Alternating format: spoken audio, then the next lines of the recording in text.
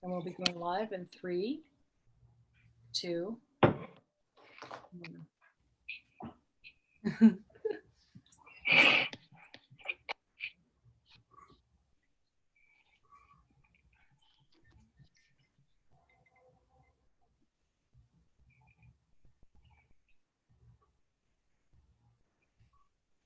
We'll be going live in 3, 2. Hi, everyone. Welcome to the Club Presents 3-Minute Presentations. The Club is a women's leadership nonprofit based in the San Francisco Bay Area. And the club stands for Connect, Lead, Unite, and Build. It's our purpose to help women accelerate their careers in order to help women. Hi, everyone. Welcome.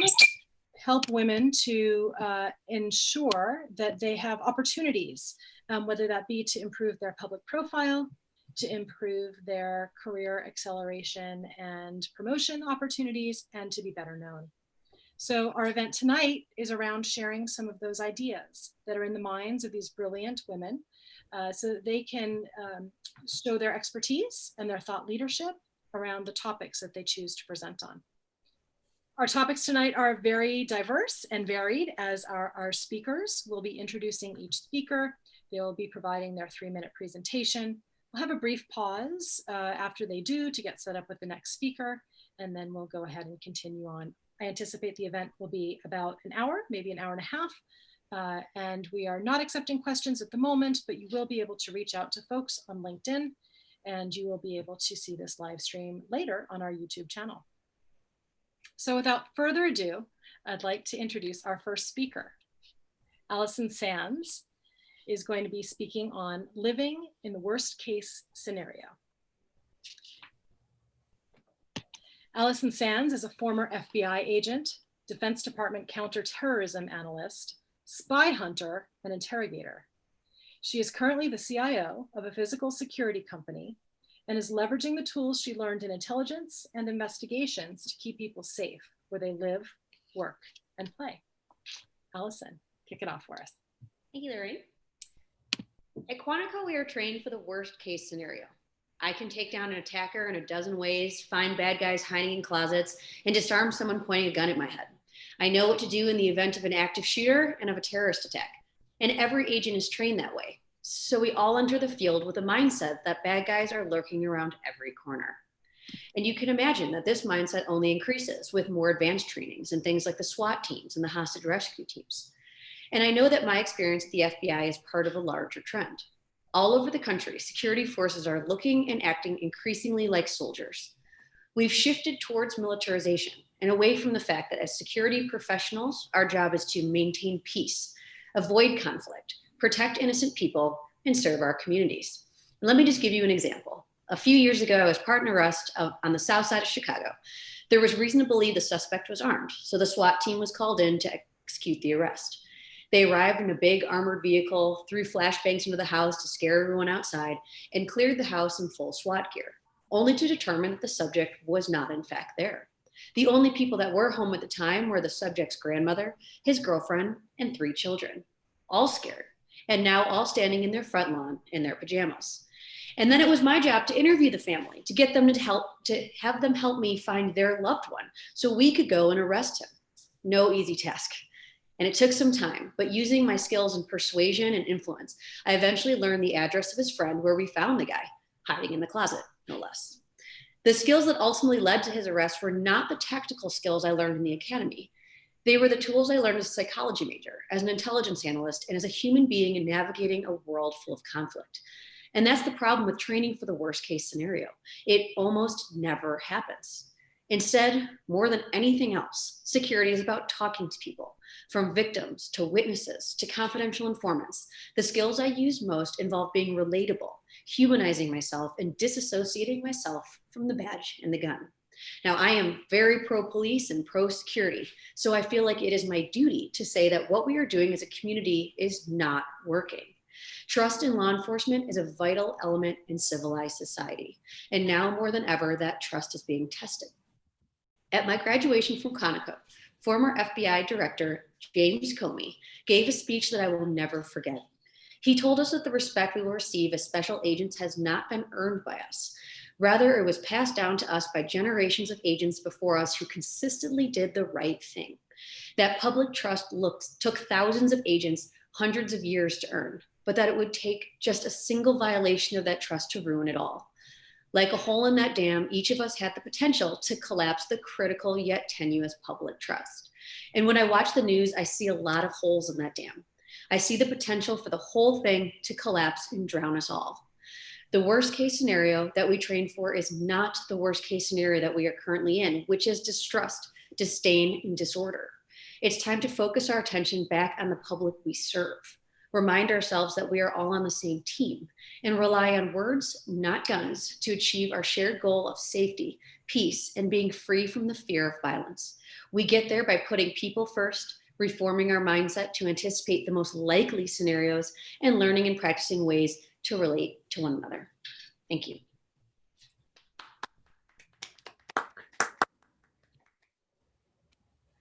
Super job, Allison. Thank you so much. Very timely, and I love your thought leadership in this space. Next, we're going to hear from Homaira Izadi.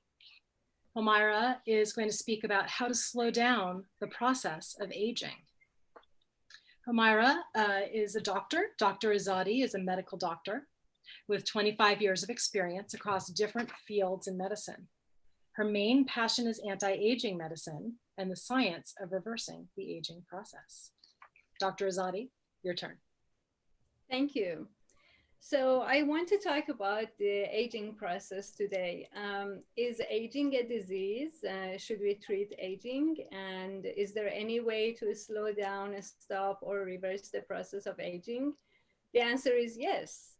Many medical conditions in the past were not considered diseases, such as osteoporosis. Only in 1994, WHO classified osteoporosis as a disease, and now we have a code for it. And on July 2nd, 2018, WHO classified aging as a disease and designed a code for that. Why is it important? Is because when we consider aging as a disease, treatment of aging should be covered by insurance companies. So it will not be just a choice for wealthy people, but all average people can get the treatment and benefit from that. And also in a long run, insurance companies and taxpayers also benefit, because we spend billions of dollars on treating and managing the side effects of aging at this point, and we can save a lot of money that way. There are 5 countries actively working on this project: the United States, UK, Australia, Singapore, and Israel. And only in the US, there are more than 40 high-tech companies actively working on identifying the genes of aging, how the process goes, and how to treat that. Scientists had a lot of success increasing the lifespan in the lab on yeast, mice, and worm up to 70%. And in some cases, they were able to reverse the process of aging. So there is a lot of hope. There are identified genes, and there are a lot of companies working on finding the treatment. Just to name a few companies, many of those companies are actually in Silicon Valley, like Bach Institute is one of 9 branches of Glenn Foundation for Medical Research, and it's working exclusively on aging. And SamuMed is another company. BioAge Labs is another company, just recently had a contract with a Japanese institution to find actually a pill to treat the aging process and, slow down the aging process and treat aging. There are also a lot of credible clinical trials going on. Just one example is TAME, T-A-M-E. It's a clinical trial run by Mayo Clinic to find out if metformin can be used as the treatment for aging, because metformin works on one of the genes called AMPK, and there is hope that it would be the medication to treat aging. So I was trying to summarize what I wanted to talk about, but since we have very limited time, I refer you to read my article. It will be on my website in September. And in that article, I explain what are the genes of the aging and what are the current treatments available to slow down the process of aging. Thank you. Thank you.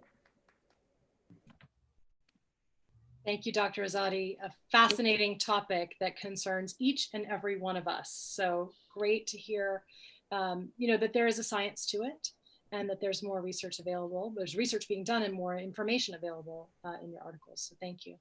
You're welcome. Next up, we'll have Ayla.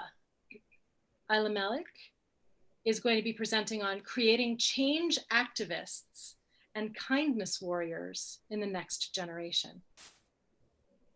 Living with intention as a compassionate advocate of community kindness, planet protection, and family togetherness, Ayla is deeply committed to contributing to a world in which disparity does not limit people's access to opportunity. Ayla. Thank you. As a society, we are simmering in crisis. We are feeling the effects of injustice in the way that we treat each other and our planet. And as we approach this boiling point, this point where things can't just stay the way that they are, where they chemically alter, this moment of change, we must foster activism in our next generation. It's time to turn up the heat. H for humility, E for empathy, A for action, and T for togetherness. Here's the frame. The thinking behind it is that building capacity to care and expressing empathy to others, for others, cascades from a place of humility and vulnerability, which are exactly the very characteristics that every infant is born with, through the biological circumstances of them being helpless and needing to be cared for. And as our children grow, the conditions that we create at home and out in the big world, they navigate these moments through lived experience. They begin to learn how to build up their walls, how to toughen up, so to speak. And the role modeling that we intentionally or unintentionally do can often bring some of that to bear. And as children begin to mask their vulnerability in order to not make it hurt so much, they get more emotionally distant from their feelings. And that disconnection makes it really difficult to recognize and manage the privilege that can get in the way of connecting with somebody else. So to break this cycle of growing cynical scar tissue from our hurt, we have to be intentional about activating kindness at home through emotionally safe time and quality time with each other in a way that builds emotional safety and belonging. Children need to connect. They need to connect to be vulnerable, and they need to connect to care about other people. So let's talk about each of these pillars of kindness so that we can actually build activism warriors in our next generation, kindness warriors in our next generation. Humility. The definition of humility is a modest view of one's own importance. Humility helps to create the space to observe our surrounding environments because it removes the focus on ourselves. So the notion of helping people understand, helping children understand that they are not necessarily everything, it's especially in teenagers when we get very self-exalting, the ability to really push our young people, our children, to be in places that are uncomfortable and to feel the stretch begins to create a sense of humility. Expose them to new places and new things. Go on hikes, go into environments that may be too hot or too cold and let them feel it and learn it. Try new foods, new music, experience doing something together that is a shared new experience that puts everybody outside of their comfort zone. Learn about other people's traditions and cultures, and help them explore their discomfort by actually talking about those experiences. When they stretch themselves and they see that they can stretch themselves and become resilient and come back together, it helps them get in touch with their own privilege. Once we have some level of humility so that we can get in touch with our own privilege, we can also look to empathy. Empathy is the ability to understand and share the feelings of another. The empathy is the recognition that our own privilege could help motivate us to help others. We must model and instill a core value that we are all interconnected. Here's the thing. If we get to a place where our kids are vulnerable and they're humble and they're recognizing their privilege, then things like a gratitude journal of what they're excited about and what they wish other people had becomes a little bit more tenable. Debrief the big feelings so that they can remember what it feels like to be stressed. Read books, watch movies together where you get to actually talk about the characters. When did the character act like a jerk? When did the character lean in and help someone? Living through characters helps to relate feelings and helps to relate helps kids relate to how it is that they can show up for other people. And when a young one makes a mistake, help them recognize and address their impact on the impact that their actions may have caused. How do you think it made somebody feel? How do you think it made me feel when you did X? Do you have any ideas to help me now that my glass is broken, right? Like, put them in the position where sorry isn't just enough. A for action. Action is the fact or process of doing something, typically to achieve an aim. Support your child to act on an interest area or a cause. Remember, the humility aspect of our activism should focus on our ability to partner with people and organizations, not to save or co-opt the autonomy of other people's voices. If someone's interested in something, how do we lean in and learn more? How do we ask in a humble way, is there anything that I can do to help and support? Not what I think that person needs, but what is a way that's unintrusive and very supportive to partner with you? And that could be as little as showing appreciation for community workers. Who's the local grocer?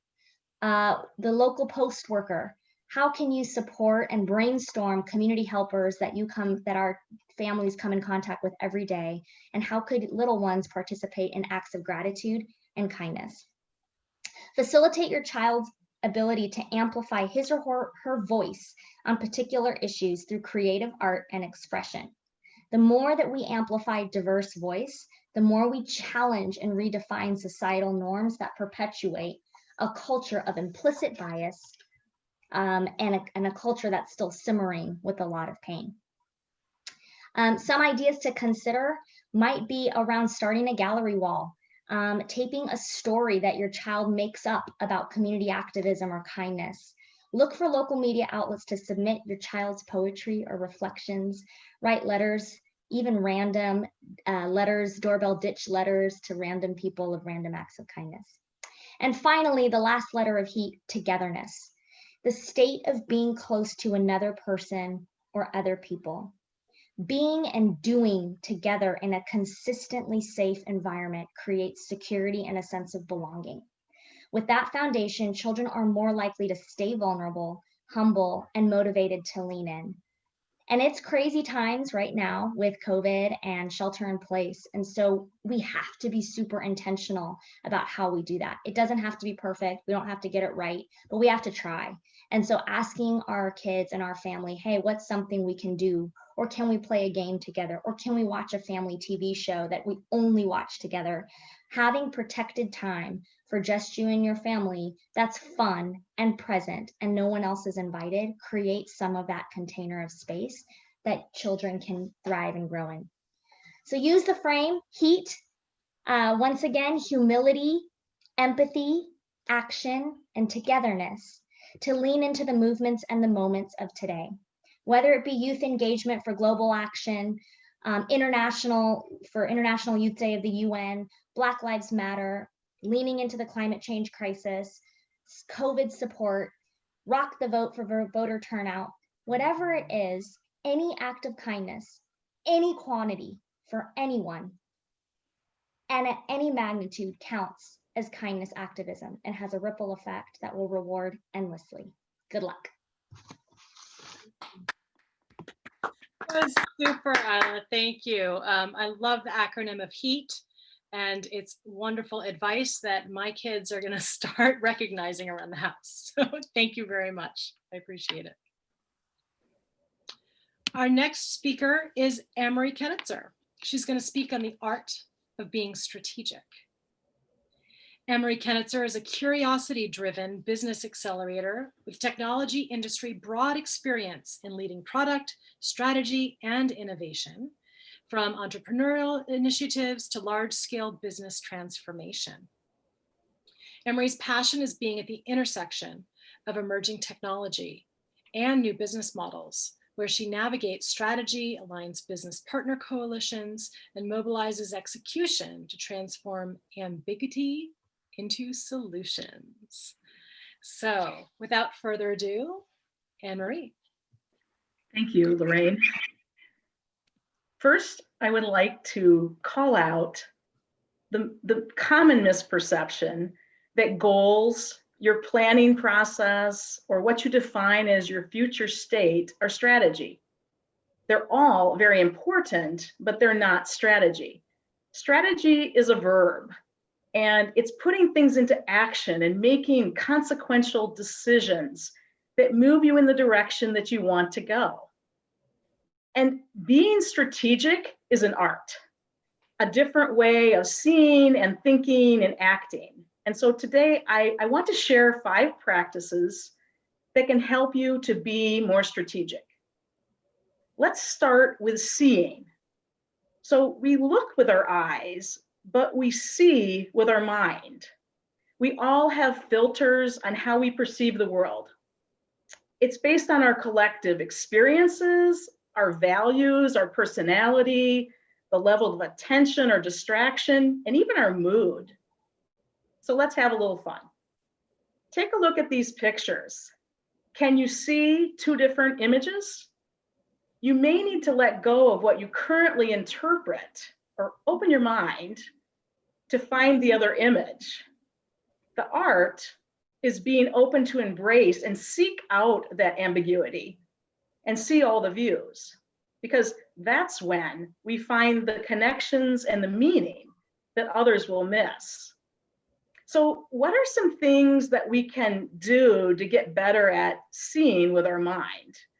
Well, first is to seek out multiple perspectives, people of different skills and backgrounds, and also to be aware of the filters and the blind spots that we all have.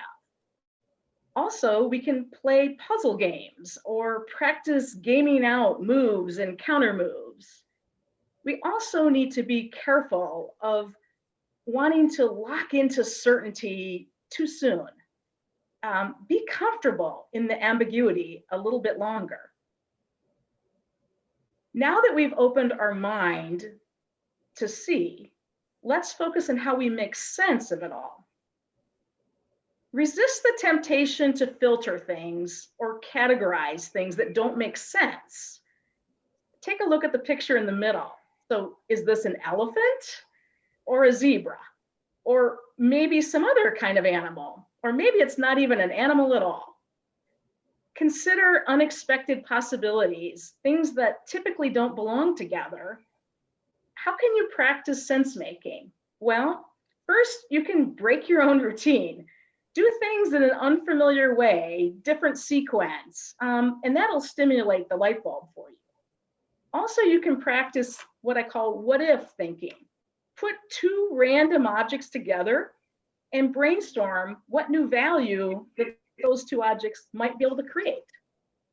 Now, I've said that strategy it's really about being in action. And the best way that that comes alive is in a story.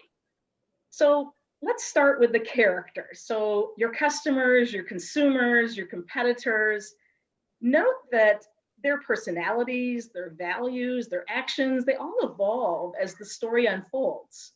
Then what's the setting and how is it changing? A great story has a believable and a compelling plot line.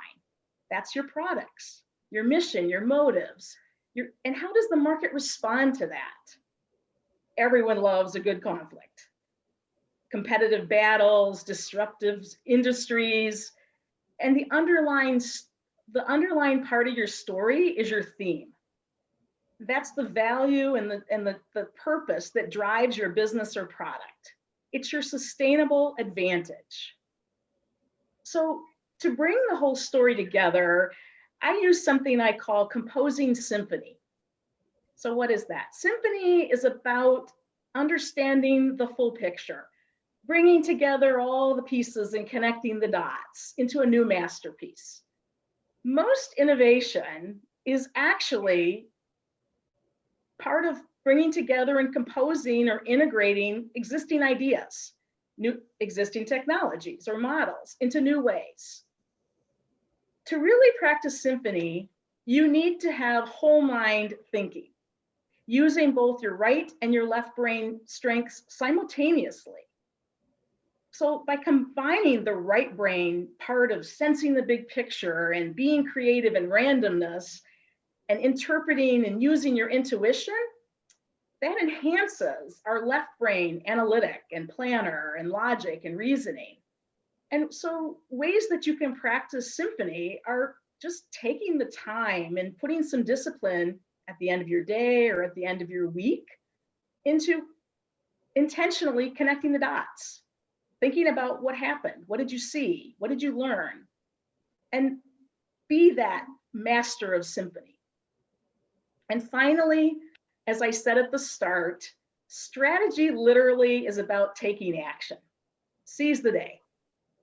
Strategy is the direction vector that, along with speed, creates your velocity. And strategy is as much about the choice of what we don't do. It's making that tough call to pivot or to stop. So now that you have some practices for seeing and thinking and acting differently, let's go live strategy in action. Thank you. Yay, another sort of really insightful presentation full of great ideas and actionable ideas. So to your point of action, you gave us some super things to go and do next week. Thank you. Next up, we're going to hear from Hydrangea Snow. Hydrangea's presentation will be Indefinite Technology, Definite Kindness. Hydrangea is a Silicon Valley-born entrepreneur who founded Kinder in 2019 with a long-term mission of making it the Earth's most kindness-centric company. Hydrangea.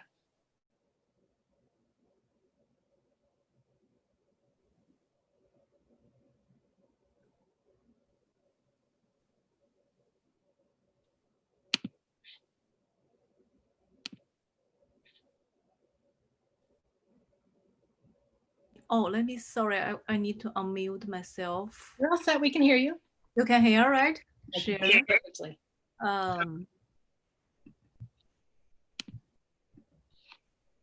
Can you see the presentation right now? Yep, you're all set. Oh, so you can see the presentation right now? Yes. Great.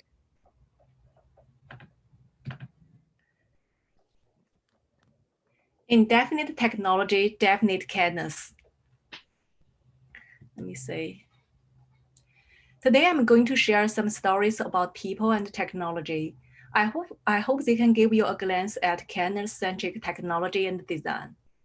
Back in 1727, an apple fell on Newton, inspiring the theory of gravitation. In 1905, Einstein's papers introduced the theory of relativity, followed by the first nuclear bomb. After that, we landed on the moon, then Mars. It seems technical challenge could no longer beat human intelligence. We have an indefinite future on where and how far we can go. When I founded Kinder with a long-term mission of making it the most kindness-centric company, my mission often gets confused with user-centric mission of Amazon, Facebook's mission to connect the world, or the no evil promise of Google. Well, the difference lies in the different values of different people. Some prefer happiness or intelligence over other values. In Candor, technology is a tool to promote kindness among people. Design is carefully crafted to direct people's behavior towards a positive direction. Our business is driven by not only finance, but also numerous kindness-centric values, focusing on challenges surrounding people, society, and human nature relationships. Candor is not a nonprofit. We want to build a sustainable new charity. We may not be a leader in terms of technology, but we will feel honored to become one of the first companies whose main goal is to spread kindness. If you are still wondering how and here, there is an example. In this pandemic era, we are all quarantined at home. Have you ever thought about people in even harder situations, the people in poverty who are losing their job, getting sick? Their life at this moment is like a floating boat struggling to stay afloat in this pandemic hurricane, desperately searching for the safe harbor. Technologies can help them find the safe, affordable life supply they need in an easier way. The kindness-centric design will ensure safe, trust, and privacy in every experience. We want our product to bridge people and technology. We hope to make the world kinder during ongoing digital transformation. Last week, I visited DMV 4 times to get my ID renewed. Can I expect a better experience? No online reservation is everywhere. Paperless is the norm. Image processing, NLP, has become the building blocks of modern tech. The banker's duty to depositing checks is a thing of the past. If all the technical pieces are already here, it's our journey to build a Candor experience. The process is similar to the innovation of iPad. Before that, there were plenty of tablets in the market. Apple did not create. It simply made the pre-existing idea into a more user-friendly experience. In life, when technology and design are used to promote kindness, they can empower amazing changes. Whenever I used to remind my daughter clean up her room, her response will always be, "Mom, 10 more minutes," when she's typing on the iPhone. "Oh, I'm so tired today." One day when I walked into her room, I noticed it has transferred from a disorganized mess into a tidy and beautiful living space. This made me wondering if my parenting did not change her mind, what possibly could be. Later, I found out a motivational YouTuber influencer was to thank for her new habit. It turns out most people don't like being told what to do. Since teenage years, we have started to defend our private space. Either it's the decision-making progress or our living space. We want to find our own way. Technology and designs can help us build a Candor channel, like digital marketing, online advising, promoting sales. We can promote kindness.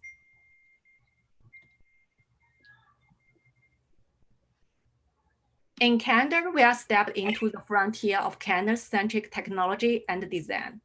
We hope Candor moments never happen once. Join us spreading the kindness and making the amazing change. Thank you, that's all. Yay. Thank you. An important message, and especially in the current environment. We wish you all the best in creating your company and making Kinder, in fact, the Earth's most kindness-centric company. Thank you. Next up, we have Minu Natarajan. She's going to be presenting on Know Your 401k. Minu has over 15 years of experience working with individuals and corporations with their investment needs. Currently, she runs the 401k and pension plans for HP and would like to show you how to make the most of your 401k. So Hydrangea, we'll need you to stop sharing your screen. Oh, okay. Let me see. We'll be able to have Minu. Okay, is that work? Great. Yeah. Yes, Minu, let me just introduce you again. Minu Natarajan has over 15 years of experience working with individuals and corporations with their investment needs. Currently, she runs the 401k and pension plans for HP and she'd like to share how to make the most of your 401k. Renu. Unmute. All right, there we go. Okay. There we go. Yeah, I want to start with an anecdote. So prior to joining HB, I was with a corporation, also a publicly traded company. And I recall vividly, this gentleman walks into my office. So I, used to work in human resources under, managing retirement plans. And he came to my office and he said, hey, my wife and I've talked and I'm looking to retire in a few months. What is my pension payout from the company? And I just sat there going, what do you mean? Tell me more. And he goes, my pension payout. And I said, we don't have a pension plan in the company. And he just sat there for a second, took it all in. He goes, what am I supposed to go tell my wife? And I said, well, we offer a 401k plan, but we don't have a pension plan. And he's been with the company a couple of decades. And I was really surprised he didn't know what his options were. And he was, on the verge of retiring and a few months left. And he was just really caught off guard. I could just see the shame, the disappointment, the what will I tell and I haven't planned, that sort of thing. And so I lead with that. It's not essentially for like a shock and awe factor, but really it is not so difficult if you know your options and just think about it and plan for it. And I wanted to just take you guys through just a really quick presentation. I don't have a lot of slides, just a couple, but it's just nice to have a visual because then it just sears in your memory a little bit more, I think. So let me know if you can, I'm gonna do slideshow mode. I hope you can see it okay. So here we go, I'm gonna mine. There we go, okay. So people generally save for 5 common goals. It's usually, and there are anomalies, but generally a savings account for emergencies, 2 to 3 months of savings, a down payment for a house, a vacation, for kids' college or retirement. Retirement tends to be the most important one of all because you can't take a loan for retirement. I feel like you can take a loan for your house, for vacation, even college.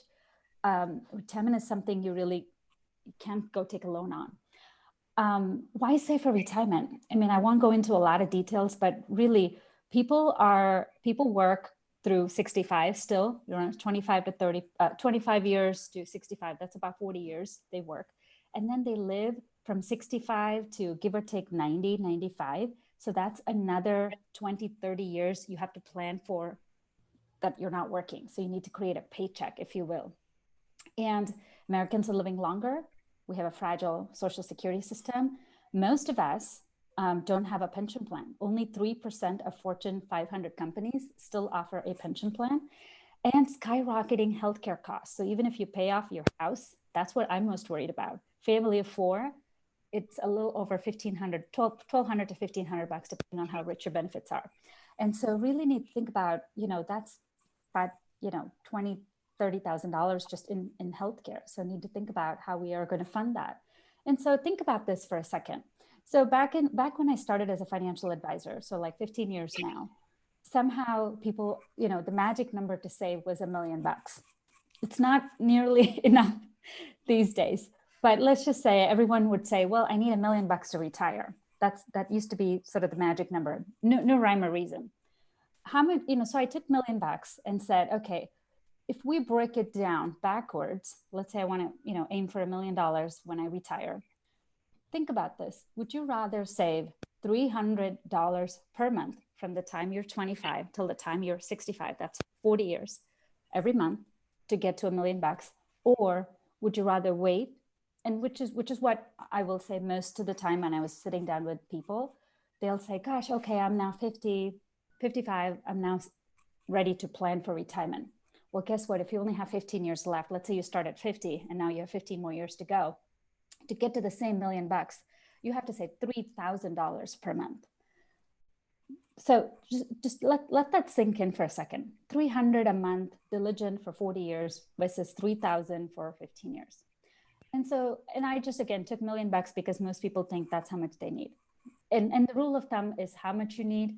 I don't want to scare people, but it's usually about 15 times your salary. That's a rule of thumb. So whatever salary you're making, I would say 10 to 15 times that is a good rule of thumb, or we call it back of the envelope calculation. So, and another way to think about it, to maintain your lifestyle, to each his own, right? So we all have our own lifestyles. So, and I always say, pay yourself first. So when we get our paychecks, we pay our mortgage, we pay for food and groceries and et cetera. And whatever is left is what people typically tend to save. Flip that. Start with pay yourself first. Set aside 10% rule of thumb to get to the 15x we talked about. But just start with 10% rule of thumb. And we recommend 15 to 20% if you don't have a pension plan or a employer match through your 401k.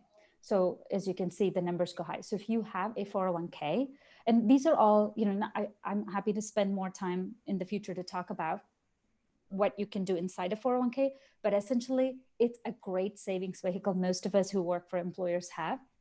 It's easy. My first employer always said, well, you don't miss what you don't see. So right from day one, if you're saving 10% and you're only living off the 90%, then you never miss it. And anytime you get a raise, like early on, if I got like a 3% raise, my boss will say, go increase your 401k by 3%. So when you start building that savings nest egg, it's just, I started saving since I was 22 years old, really grateful because my first boss sat me down and said, here's your 401k form, you have to fill this out. And I thought it was a mandatory thing. And I just checked the box 10% and that's what he told me to do. And years later, I would find out, oh, it wasn't such a mandatory thing, but really grateful for people like him who taught me how to save. And that's really how I got involved in the industry. And now it's what I do for a living. And so anyway, think about the math I just showed you one more time. It's really easy to start small and then you can always increase, but just always pay yourself first. Don't shortchange yourself and your retirement and all the dreams that you work so hard for. Thank you. Awesome. Mina, thank you so much. Thank you so much for such a great presentation. Such a relevant topic and such great learnings for all of us. I get the privilege of introducing our next speaker, Lorraine McKinnon, who has been gracious enough to be our host throughout this whole evening of presentations. Lorraine has spent her career working on hard to solve problems, from helping millions of Americans save for retirement to helping companies prevent sexual harassment. Using a strategic mix of behavioral science, big data, and practical implementation, Lorraine is a talent and cultural strategist, the president of a women's leadership nonprofit, and the founder of a talent incubator, and a 2018 Women of Influence in Silicon Valley. Thank you, Lorraine. Take it away. Thank you very much. I appreciate that, Stephanie. What I wanted to share with you today is about behavioral science, diversity, and your 401k. 3 topics that you might not really think go together. Over the last 20 years, there have been 7 pieces of key academic research that has helped us to understand how to make the most of our 401ks. And companies have started to structure their 401ks accordingly. There are many, many hundreds of billions of dollars that are put into 401ks and that follow this process. What may be interesting for you to know are some of those key themes. So to save early, to save enough, to invest, to diversify, and not make mistakes. Here's the 401k's academic dream team that helped put together a plethora of academic research that really go into those 7 different research studies that define how we all invest in our 401ks today. Take a minute to look at these folks. There are 3 women and 4 men. There are many different races, and I can tell you that there are many different nationalities represented here, and they're based at different universities, many of whom are spread across the US at Harvard, UCLA, Dartmouth, and others. So it's a really neat, diverse team. I'm going to share with you one story of research that has broad implications and also truly influenced the way you can invest in your 401k. And it's a story that starts with jam. So one of the academics, Sheena Iyengar, was at Stanford University, and she would go to a nearby grocery store, Draeger's, for those of us who might know it in the Bay Area in Menlo Park. And Draeger's has a huge amount of choice in certain areas, like jam. So the jam aisle was long and packed with different flavors. And Sheena wondered if perhaps there could be too much choice. And so she structured a research assignment, and these are her two researchers. And one day they put out an end cap to allow for tastings of jam.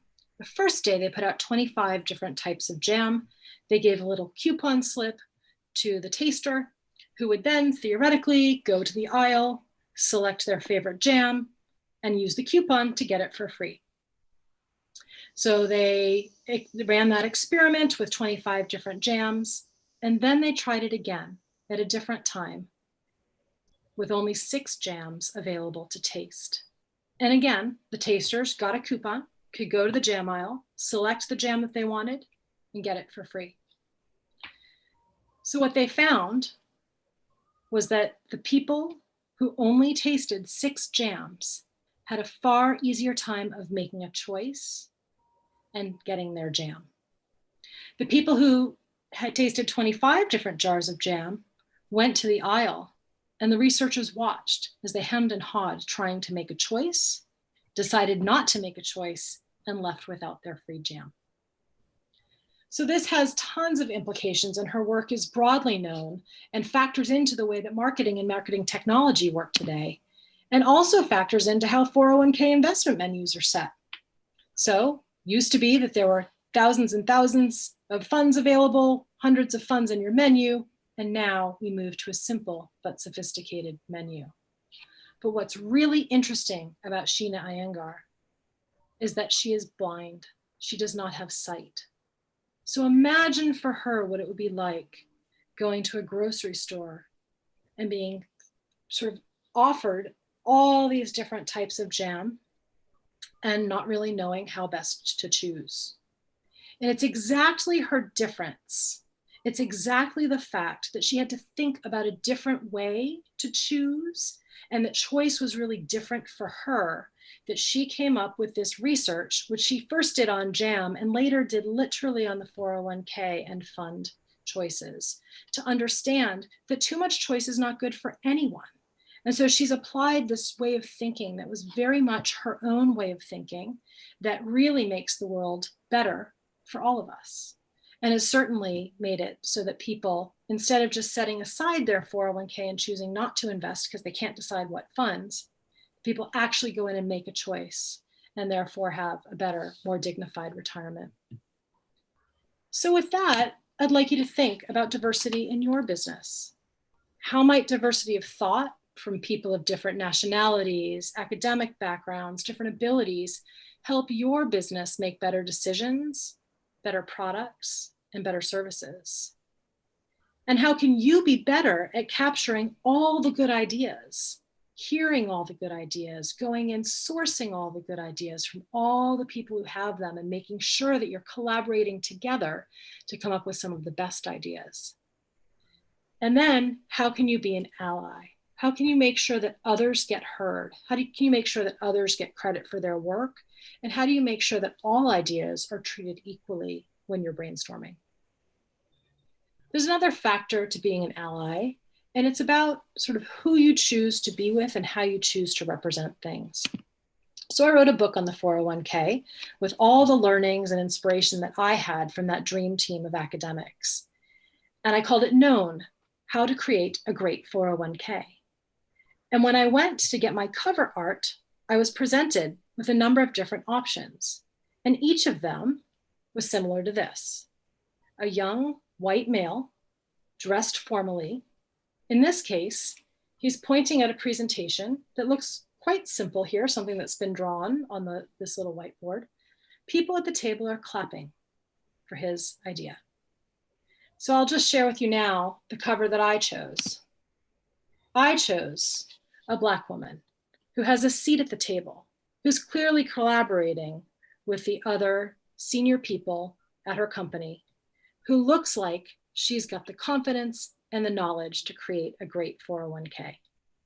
And I just encourage you to think about how diversity can play in your business.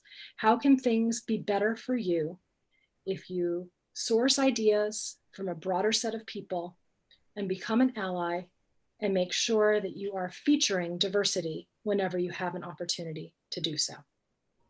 Thank you.